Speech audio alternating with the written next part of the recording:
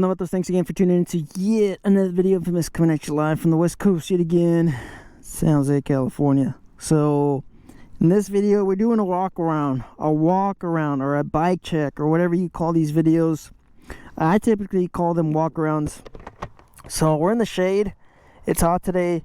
The GoPro will overheat if I'm in the sun. So, I'm hoping by, sticking in the shade, we're able to not have that overheating issue with these GoPros that they're known for. It happens to me all the time. If I'm not riding my bike, it overheats in about 15 minutes. So I'm going to try to get through this whole build. You guys can see it's a massive build on this Sportster. This completely looks different straight from Harley Davidson. It's got a chopped fairing.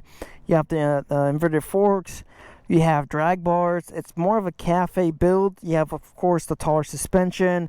Let's just go over the Roadster package. Like I said, taller suspension, inverted forks, dual disc brakes, cafe themed, performance themed, rally themed, build. It's a 1200. You have, like I said, the taller rear suspension. It's got a seat height of about 31 inches. I could barely tippy-toe, or I could almost flat-foot it, all right? But mostly I'm tippy-toeing the bike. When I'm backing it up, that's where I'm having some issues. I am 5'7", so inseam, I believe it's like 29 to 30 inches on the inseam. So tall suspension, like I said, inverted forks, dual disc brakes, nice little package. I believe it's a decent package. Of course, you have more of a lean angle, taller suspension, performance-wise, suspension, and of course the 1200. It's a little bit more improved.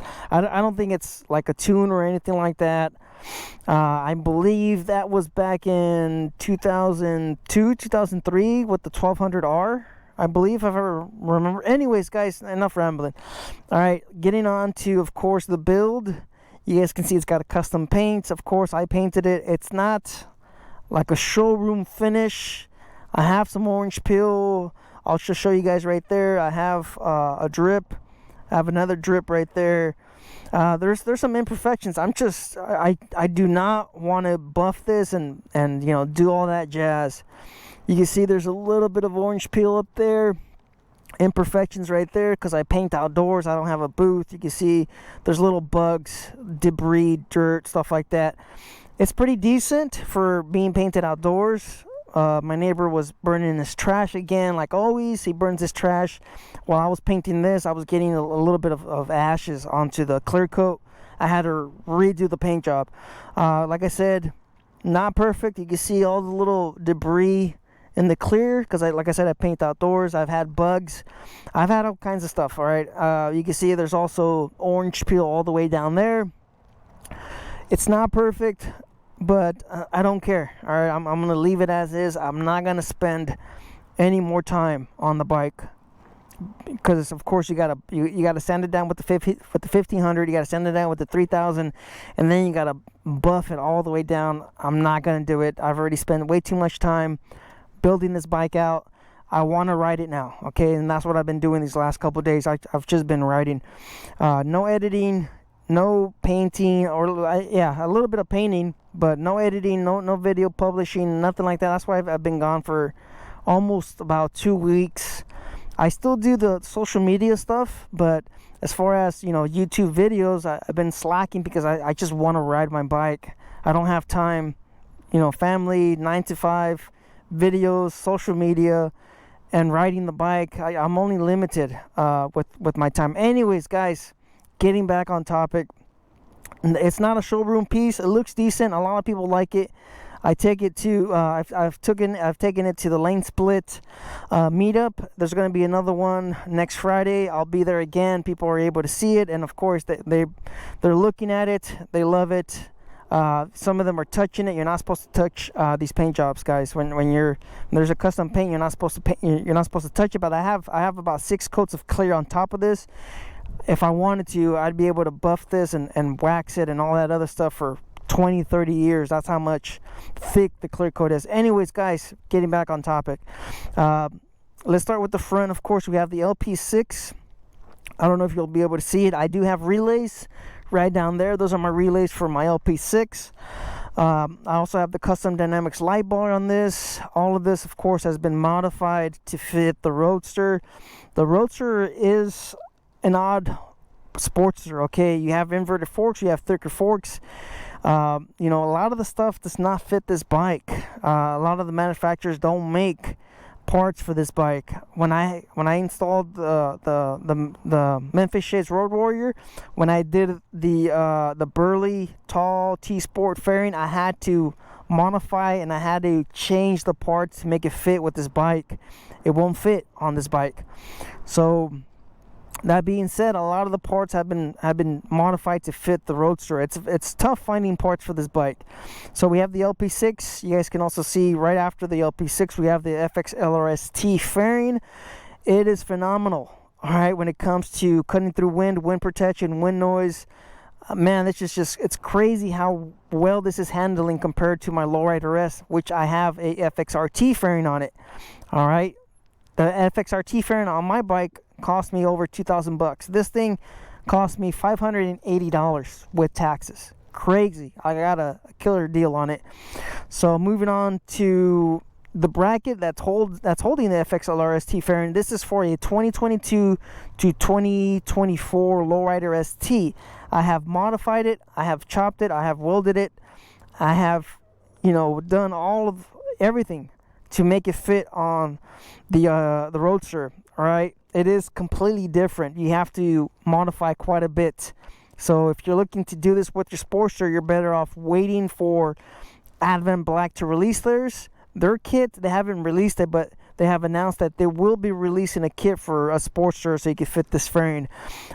If you have skills as far as fabricating, because I don't have any of those skills, if you have the time to do it, then you could probably pick up this kit and then modify the bracket to fit your bike. I don't have workshop, I don't have fabricating tools. I did this all with a grinder, a drill bit, and a stick welder. I did all of this with a stick welder, a grinder, a cutoff wheel, sanding wheel, and a drill bit, a handheld drill, and a punched out tool. So that's what I did all of this to make this fit on the bike, and I believe it looks fantastic, and it's handling fine. It's just it does shake quite a bit because there's no support up here on the fairing, and the only thing really holding the outer fairing is the inner fairing, and then the inner fairing, it's a flimsy ABS plastic. So that's why it shakes a lot. Of course, this is a rubber mounted Evo 1200. It's got a ton of shake, so I don't mind it. Yeah, it shakes, but it is what it is. All right, so moving on to, of course, the Plex audio system. You guys can see this is the Plex audio. It's a fantastic unit. I really like it, but of course I've painted it. I've had 4 different paint jobs. I've had 4 different paint jobs already. So this was my second paint job theme. I don't know if I want to paint it, all right, because I'm not sure how long I'm going to keep this paint job, because I have quite a few different tint sets for this bike. You guys have probably seen the teal one. I still have the teal one because people really like that one. People have been complaining, hey, how come you painted it red? I really like the pearl white with the teal and the blue. I still have that paint set. It's just, the issue is if I paint this to match with this one, what happens when I convert it back to the other one? Now it's going to be red and the whole bike's going to be white. Right now it's black. I don't know. I'm still considering painting it, but of course, getting back on topic, this is the Plex audio system. It's a really good unit. It's an all-in-one unit. I've already mentioned this in previous videos. You don't have to add relays. You don't have to add any of that stuff. You don't have to wire it through your ignition system. It has its own power source, meaning that it has its own off and on button. On my Lowrider on my Lowrider S, I have an amp that's wired into my harness, which turns on when the bike turns on, which is neat. I really like that. This one, you kind of have to remember to shut it off once you have the bike turned off, and I believe I did turn it off. The light, there's a there's a light on the button that turns it off and on. Getting on to up here, you guys can see I have Kimimoto handlebar bag. I like it. It's fantastic. It holds. It's got some heavy duty straps on it. This thing does not move. Absolutely great. It's a fantastic handlebar. I 100% recommend it. Of course, you have some weather resistant zippers. It's shorter, like I mentioned in the install video. It's shorter because I have my Plex audio system. I have the longer one. It gets into my speakers, and then of course it muffles the sound. I don't want that. This is why I really like the shorter one, like this one. Of course, you have the high vis zipper, so you can really see where your zippers are at. If you have a chromed or tinted windshield, you might find yourself lifting your windshield so you can find the zippers. On this one, you know, they stand out with the red one. I like that. And then of course you also have a soft fabric on the inside for the glasses, and then you have a high vis on this other one. You can see it has a high vis interior, which is really nice. It's you know, for the price, I really like it. Strongly recommend everything on this bike. I strongly recommend. Moving on to, of course, the handlebars. You guys can see I've been asked on social media again, how tall are your bars? These are 17 inches, guys. 17 inches with the mid-bend bars. And the, how much is this? 211. That's 13 plus the 1. That's 14 plus 3 up here with the low bend. 14. Did I say 14? Yeah, 17. So it's about 16 3/4, give or take. So it's really close to 17 inches. I feel fantastic on the bike. Remember, I do have a 31-inch seat height. So I am riding like this, all right? I'm elevated. On my lowrider S, I have a 26-inch seat height with 14-inch bars. My arms are slightly elevated. On this bike, because I have the taller rear seat, I have the taller rear suspension, the taller seat, my arms are even with my lower body or my legs, because I do have mid controls. So my arms are not elevated. They're quite even with my chest. So it's great. It's fantastic. This is from Amazon. These risers, you guys can see they have faded a little bit over the last 2 years, but they're holding up just fine. I mean, these are $110 risers. They look fantastic. They look great. I really dig the way they look. They look like hard case performance risers. I mean, hard case performance risers, you're looking at $500 to $600. These are $110, a quarter. What is it? What is that? 1/3 of the price or something like that. It's less than half. So fantastic. I have the LA Choppers. I don't know if the camera's gonna pick it up. I have the LA Choppers 2-inch extension. You guys can see how tight that fits in there. It's a little cup. It's really great. It's a little cup. The riser sits inside and it's solid. It doesn't rotate or anything like that. It doesn't jiggle. The bars they're solid on there. All right. You can also see right below that, I have these tapered spacers. Now the Roadster has a funny triple tree on the bike. All right, they're recessed in. You guys can see. If you don't have these tapered risers, you can't really put. I mean, you can, but I mean, with the washers and everything else, it just doesn't sit right. All right, you want full contact of the bars with the with the fork brackets or the triple trees. You want full contact. You want to have a solid feel to the bike, so that's why I have these tapered risers. I keep on getting asked about them. They're tapered risers. You could buy them on AAA or AA machining or something like that. They sell them by 1/2 inch or 3/4 of an inch. This is the 3/4 inch option. So just search tapered spacers. What is it? 1 inch outer diameter, and I believe what is it? 3/8? No, I think it's probably 3/4 inner diameter, or is it 1/2 inch inner diameter? It's one of those. All right, you'll find it. You'll have to buy that to fit to fit any type of risers onto this this front end, this triple tree. So moving on up to the handlebars, these are Forbidden Motorcycle, also Amazon, but they also sell with name brand manufacturers. So this is the tapered the tapered low bend moto bars. So this is of course 2.5 rise, and then they tapered from the 1/8 inch from the clamping area down to your hand controls, which is normally on your Harley Davidson, it is 1 inch. So I don't know if you'll be able to pick it up, but you can see that they're slightly thicker right over here. You see that? I don't know if the camera's going to pick it up. You see they're slightly thicker, 1 inch 1/8 here, and then they taper down to 1 inch. I just like the way they look. Does it add to the feel? Probably, because you have more clamping area, right? Because this 1 inch, you're adding a little bit more clamping area, so you do get a little bit of benefit, and of course it looks pretty decent. I also have my ram mounts right up here. You guys can also see I have a one finger lever on the clutch, which is pretty good considering that I do ride a lot of city, and it's something that really helps me out considering that I'm dealing with some wrist issues, especially when I'm doing the painting, the sanding, working of course the 9 to 5 on the computer, and then the editing, and then the commuting on the bike. Having a lighter lever really helps out, because I am dealing with some tendonitis in my left hand, and having that really helps out, especially when you're riding a lot of city. When you're riding city, your hand is almost like 90% over the clutch almost at all times. All right, so moving on down to the engine guard. This is something that I had to swap out. I did have the Mustache engine guard from TCMT. I had to go ahead and get this engine guard, which is also from TCMT. This engine guard, I had to, of course, swap it out because of the lower bracket from the Lowrider ST. That's what's mounted down here. So you need to have this, or else this is just flapping in the wind.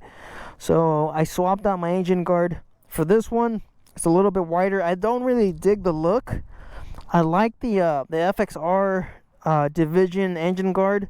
It's got a narrow V pattern. I believe the Cruci original also has that narrow on the bottom. This one's like kind of like a classic engine guard. I'm not a huge fan of it. I really don't dig the look. I just wish it was a little bit more top heavy and a little bit more of a V at the bottom. It's just to kind of look, just a little bit more modern. I believe it would probably look a little bit better if it had more of a V shape instead of this oval shape. I'm not a big fan, but like I said, if I wanted to add the lower mounts, I had to switch it out. So the engine guard, the only reason why I swapped it is because of the lower mounts on the FXLR ST. So moving on down to, of course, I don't know, I guess the PowerJet tuner. You guys can see my speedos down there. I haven't really finalized the location. I want to relocate it because it's difficult for me to see down there with the with the fairing. But I do have my DynoJet PowerVision tune up here, which gives me, of course, my 4 gauges. You can set this up. You can customize it to whatever you want. I'm able to see my vehicle speed on here, my RPM, my temperature, and my volts, which is quite nice. If you move on, down from there, because I was talking about the engine guard, you guys can see that I have a fan-assisted oil cooler. Pretty neat, right?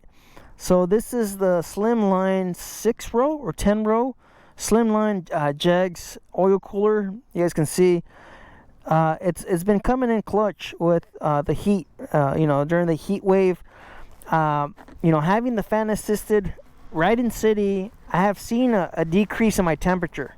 So it has helped out. So if you're out there and you want assisted cooling, the fans come. They help out if you're doing a lot of city, because the engine does overheat, especially if you're doing a lot of city, because the oil cooler is not seeing consistent wind going through it or passing through it. Moving on over here from, of course, the fan assisted oil cooler. Of course, this is aftermarket. These fans, these are not included with this kit. These are 2.5 or 2.25 inch fans. I have links for all of this. I have videos for all of this, guys. So if you guys were wondering, you guys would have to check that out. Moving on down over here to, of course, once again, another Amazon piece. These have been holding up just fine after 2 years. I've been standing on these guys, everything, man. I'm just surprised how well these are handling, considering that I do have the Flow Motorsports on my Lowrider S. So for the price, these are, man, wow. Just, the quality has been there so far with all of these China parts, because a lot of people make fun of, a lot of this stuff is Amazon, eBay parts. All right, I did cheap out quite a bit on this build. It's a budget build, so we have those. Fantastic, 100%. I recommend them.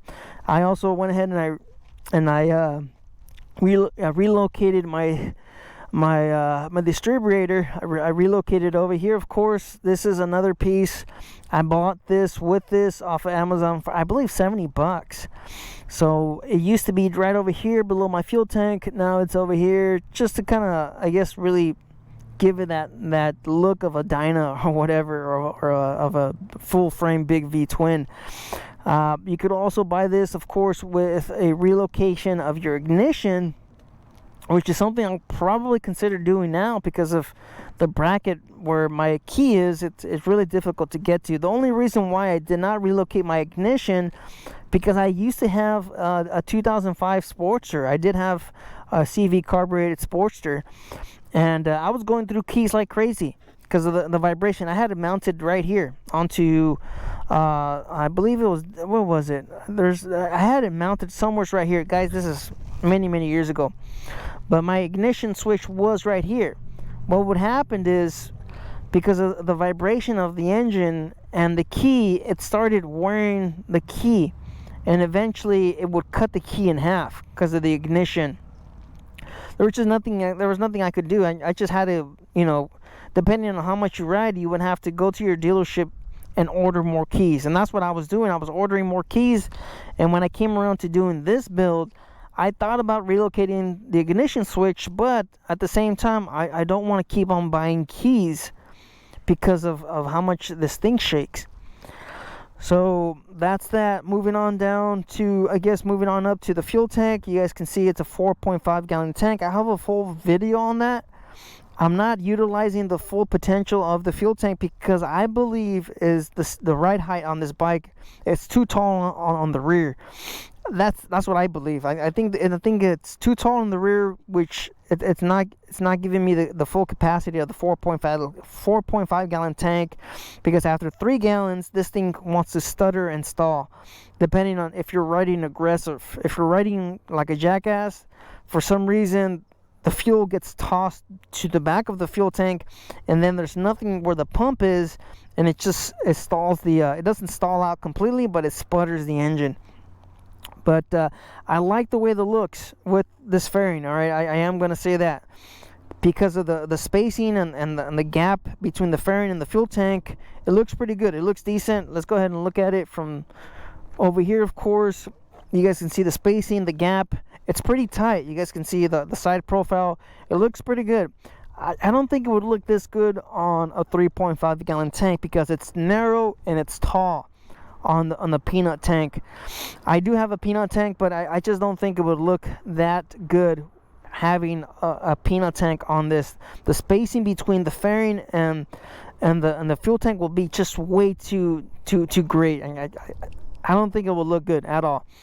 But of course, if you're considering it, try it out. Who knows?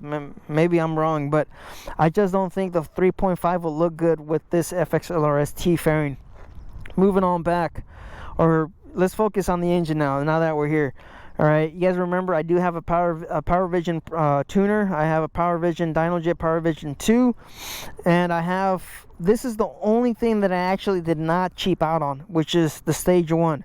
I have an SNS Stealth Stingray air cleaner, I believe, which is, I believe, the best looking air cleaner for these bikes. It looks absolutely gorgeous.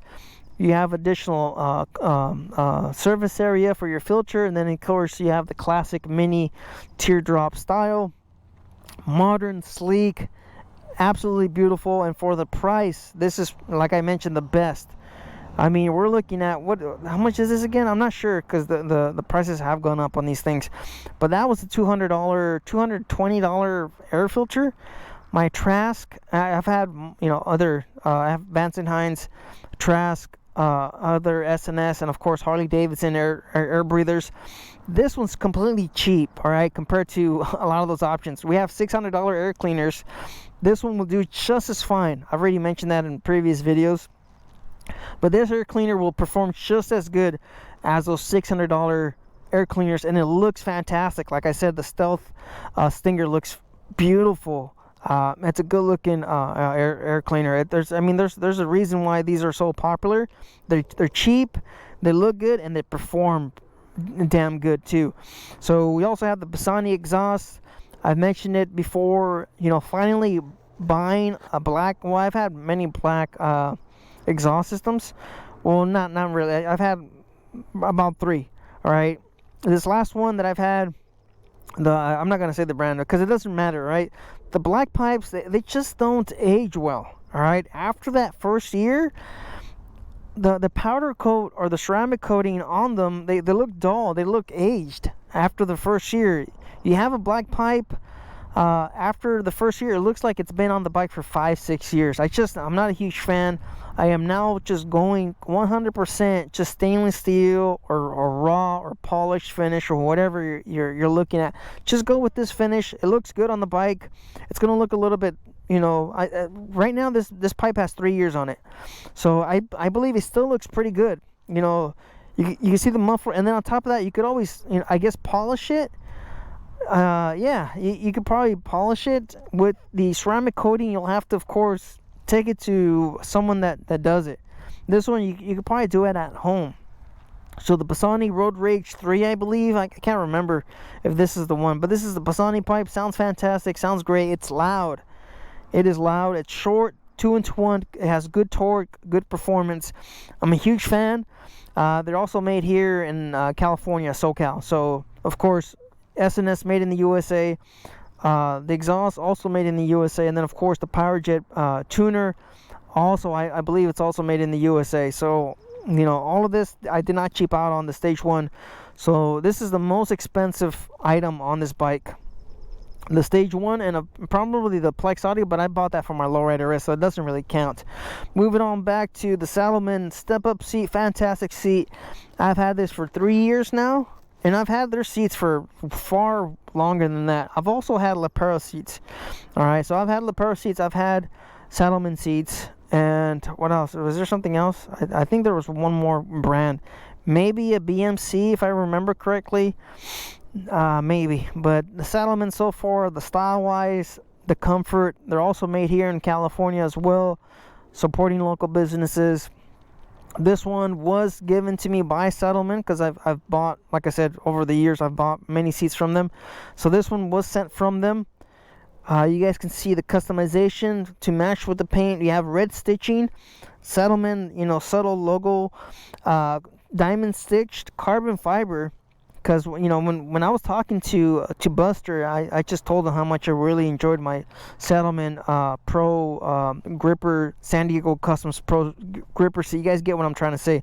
San Diego Customs Pro gripper. I can't remember. Man, these seats have long names, but they have carbon fiber gripper material right here on the back. Good support, nice and tall. I don't sit too far away from the handlebars. I'm really quite impressed because you do have the roadster seat. The roadster seat, I'm fitting way too close to the fuel tank. That was, it's just something that I just couldn't get over because my elbows were like this, pointed up because of how tall the 17-inch risers are. Then of course you also have the seat, so I needed to get pushed back a little bit, and this is doing the job. So I'm really happy with this seat. I've had it for 3 years. Diamond stitching, like I said, carbon fiber, and then the gripper material on there as well, and it really ties in the whole bike. I really like the customizability that you have with Saddlemen. I don't know what's going on with that van. A little suspicious if you ask me. So moving on to, in case you're wondering what's my breather system, they're just vented out. Moving on back to, of course, the rear fender. I bought this from eBay. TCMT now has a full fender option for $70 or $80 shipped, free shipping. Can you believe that? On a Roadster. This is, of course, 3 years after I've purchased many different full fenders, but now you could buy a full fender for your Sportster from TCMT for $70. That is amazing, shipped. I used to pay for these fairings, if you don't find them at a swap meet, these fairings you're looking at $110 plus shipping, so you're looking at $150, $160. this is a fantastic deal from TCMT. So if you're out there and you're wondering about going with the full fender for your Sportster, look at TCMT first. Now, you do have different fenders for different models. All right, so you do have to be aware. There was a certain range from, man, this is tough. I don't want to get off topic too much, but from 2006 or 2007 to 2005 or something like that. I believe it's 2006 when they did the EFI. They would mount the ECU below the seat. So that's one of the big ones. Now they're mounting them in between, between the battery and the chassis. So if you have, like I said, I believe you would have to, I would say remove your seat. If you have that mount on the fender, it's a hole about this big. There's a hole about this big. If you have that hole, you need you need you need to mount your ECU to that. Sorry guys, you have to mount your ECU underneath your seat using that. What is it? It's like a plastic. It's a plastic piece that goes in that hole. I typically enjoy using the 06 to 07 rear fenders because I'm able to get to my saddlebags. I'm able to remove the seat. I'm able to remove that hole, that mount. I have it covered, of course. I'm able to remove that and get to my bolt on the inside of the saddlebags, and I'm able to remove the saddlebags fairly quickly without, trying to get in between the tire and the fender. Stuff like that. All right, it's a lot easier. That's the reason why I really like doing that. So if you get that TCMT full fender and you have your ECU mounted below your seat, you will have to cut out that fender. All right, just a heads up. Moving on back to the saddlebags. These are, of course, the universal hard case saddlebags. I've had these for also 2 years. All right, I've had these for 2 years. I've had them for a while. They do, shake a little bit. You guys can see there is a little bit of rattle. It's just because of the way I have it mounted. You guys can see how tight this gap is. All right, I did not use the OEM or the provided bracket. I just wasn't a big fan of the gap. It's almost 2 inches. So imagine seeing this saddlebag 2 inches away from the fender. It's just not gonna look good. All right, you gotta have it, of course, looking good. So I've fabricated my own mounting system. You guys will have to see that install, but you guys can see it's almost like an invincible. You have a bracket on the inside here. Let me open it, just show you guys real quick. Of course it's locked. You do have a key.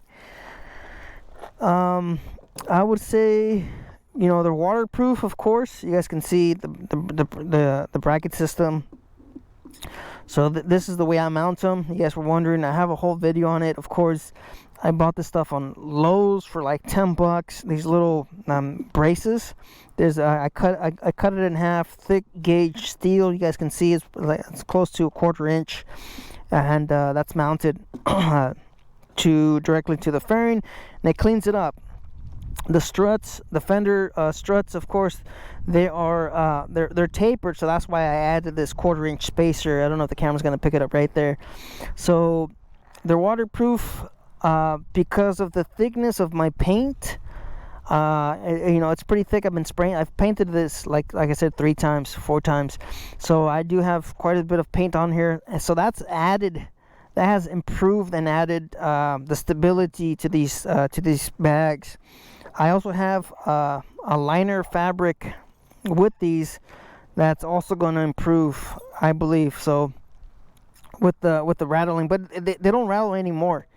You can hear they have a little bit. They have a foam liner that I've already bought, so I'm going to add that foam liner to the inside of the lid to help with that rattle. But as of right now, they don't rattle. While I'm riding. I think I can hear the front fairing rattle a little bit more than the saddlebags. But you guys can see I've also added LEDs. These are trailer lights, LEDs. I painted them red to match with the saddlebag, so they don't stand out too much. They also have a weather seal gasket right here, which is fantastic. They've been holding up, right? I normally don't ride in rain, But when I do wash the bike, which I haven't done in about 2 years, but when I do wash the bike, I haven't seen any water leak into the saddlebag, even though these are located on the outside. I also have another seal impact on the inside, and of course this is the light, so they're connected to my turn signals, which they turn on when I have the bike on, and then of course when I put my brake on, they also turn on. So it just gives me additional lighting so people can see me when, you know, they're on my ass. I like to be seen. These are pretty bright. I also have another Amazon light on here because I have the full fairing, of course. I do need the what's it called? The light, the third tail light, or the full tail light. Sorry guys, the full tail light. So that's what that is. This did require some trimming for some reason. It just wasn't fitting on this one. I don't know why, but I believe this mounting system is the same for soft tails and for pretty much anything. So I believe the tail light is universal when it comes to the fitment between a Sportster, a Dyna, and a soft tail. I believe, if I remember correct, I believe I am correct about that. So we do have, of course, the other saddlebag over here. This one, I believe, I have my Yeti. You guys can see. You guys might be able to see that there is some liner on the inside right here. Let's go ahead and talk about that. All right, so I did install these with Loctite. I used an excessive amount of Loctite. I did not clean up the Loctite.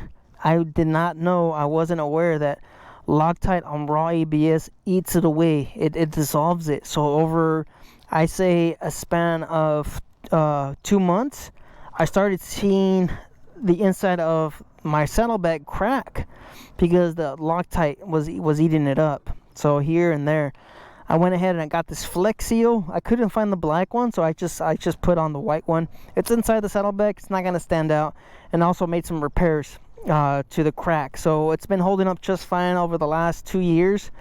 The Flex Seal, I'm guessing if you want a little bit more stability, I guess you can add some Flex Seal to the inside of your saddlebags. But as far as repairs, Flex Seal, I also went ahead and I used some JB Wheel on the outside, and they've been holding up just fine. But you guys can see how much it kind of moves. It does, you know, rattle a little bit, but like I said, I have to install this new. You guys can see it right here. You see the foam liner? I have new stuff, so I have to put that in there. All right, which I'll probably do. I just ordered it, like I said, 1/4-inch foam liner. I gotta take this stuff out because it's, you know, over the last 3 years it's fallen out. And of course I've been painting the saddlebags and I've been, you know, mishandling them, stuff like that. You just add that foam liner, you guys can see, on the inside, all around the lid, and then that improves with the rattling. So far, I think that's pretty much it. As far as the modifications, I think that's it. I don't think I have any more to add. Of course, I have the swing arm saddlebag. This is a known name brand. I believe they're made in the USA. I'm not entirely sure, but I have the swing arm saddlebag as well. This is what I had for a while. I've had this for 3 years. I've had this on from the start, since I've had the bike. Before the saddlebags, before the fairing, before the risers. I just like having capacity to carry stuff. All right, my Yeti, my camera equipment fits fine in these bags. I also have the lay down license plate on this thing. I just really dig the full fender, the lay down license plate, everything. I really dig the way this whole thing looks and how the bike has been handling. Like I mentioned, let's go ahead and turn it on so you guys can see how crazy it shakes. Starts up quick. Of course, I have the Noco Quick, the charger, the Noco charger on there. You know, as far as everything else, it's pretty much how the Roadster is made from the factory. All right, so you guys can see how crazy it shakes. Handlebars, they shake. The fairing, it shakes. It's a rubber mounted Evo, guys. I mean, I've gotten comments about the shake. I've gotten comments about, you know, some other stuff. Like, guys, this is what I like about the Sportster. I like the shake. I like the feel. You guys can see the saddlebags, you know, they're also, you know, shaking as well. The whole engine, everything just completely shakes. I like the way the whole bike feels. So here, let's go ahead and turn on The emergency lights, you guys can see them. You guys can see they're bright. All right, so let's go ahead and turn that off. Let's go ahead and turn on the high beams. I have my light bar connected to a relay that's connected to the bike, so you can see my Custom Dynamics light bar turn on with the high beams. You know the high beams are on when all of the lights on the LP6 are on. You can see that I've also installed eyebrows on the LP6, only because, of course, I don't want to be blinding oncoming traffic, and this has helped significantly with oncoming traffic. I've noticed a huge difference. Without those, guys, you are blinding oncoming traffic. All right, I can see who's inside the opposing vehicle. I can see how many people are in there and stuff like that. All right, since I ride at night, I went ahead and added these little eyelids, and it's made a huge difference. You still have the lighting on the outside, which is still pretty bright. The LP6, you do need a relay to run it in high beams. All right, because I've been getting asked, hey, do I really need a relay? If you're thinking about using your high beam at all, you need to get a relay for this light. All right, it demands a lot of amperage, and it needs a lot of juice to function. Oh, I forgot to mention the Panzoma flared windshield plus 2. That's another thing. Of course, the Memphis Shades handguards as well. That's also that I didn't mention. Fantastic windshield, flared plus 2. Because I sit high on this bike, it's not in my field of view. That's one thing that I always have to mention, because on my lowrider S, because I have a 26-inch seat height, a windshield above 13 inches, it gets in my field of view because I'm 5'7". All right, on this bike, because I sit so tall on the bike, having a 15-inch, 16-inch windshield, it's just fine. Because I get asked, hey, why are you painting your windshield? Do you not have to see the road? I don't see the road through the windshield, guys. All right, I'm above the windshield. I'm not looking through it like this. Okay, having the painted windshield, it does zero effect to me while I'm riding. I can see just fine. Of course, I'm on the bike, the windshield's way down here. All right, so having it painted, it just gives me a little bit more expression for my creativity. So that's why I always paint my windshields. I always paint them. Even my 15-inch windshield is also painted on my Memphis Shades Road Warrior. And then on my Lowrider ST, on my Lowrider S, my FXRT, it's also painted. So there is no issue as far as looking through the windshield. So I believe that's pretty much it. I had to relocate, of course, my turn signals because of the Road Warrior handguards. Because I've gotten asked before, guys. I get asked all the time, hey, how did you do this? How do you do that? This is Drag Specialty. I don't think it's Drag. I think it's a knockoff. But you can also find it on Amazon. It's a swivel. It's a turn signal swivel kit. Super cheap. I believe it's 15 bucks. So if you want to run the one finger lever with the handguards, you have to get that relocation. And of course, you also have to get the one finger with the mirror mount. That's another thing. You have to get a mirror mount with your one finger to get this whole thing to work the way it does. So I think that's it. I mean, it's a huge list. It's a huge list of parts on the bike. I mean, I've modified everything. Everything has been touched upon, and I absolutely love everything on the bike. There's nothing to complain. I enjoy the exhaust. I enjoy the stage one. I enjoy the fairing. The saddlebags is a huge one, like I said, because I do commute to work. I need the carrying capacity. I had the canvas ones, the ballistic nylon. I like them. I just needed the capacity, because like I said, if you commute to work, you have extra layers of guys, I'm not going to get into it, but I needed the extra capacity. The only con is just the weight.